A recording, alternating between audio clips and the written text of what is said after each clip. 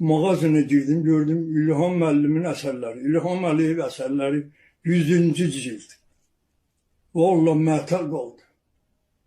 Axı İlham müəllim, axı sənin əsər kitab yazmağa 100 cild vaxtın yoxdur.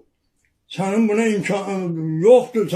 Sən harda ki 100 cild əsər yazmaq üçün gərək gedib harasa çəkiləsən, illərlə oturasan, gecə gündüz yazasan, 100 cild əsər düzəlləsən.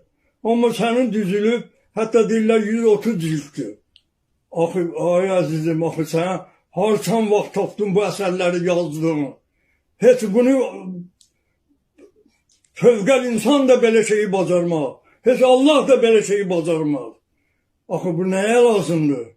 Birinci növbədə ona görə ki, Şamov, bizim ölkə başçısı əlində bir kitab hələ görünmüyor. Hələ baxmayaraq özünün 100 cild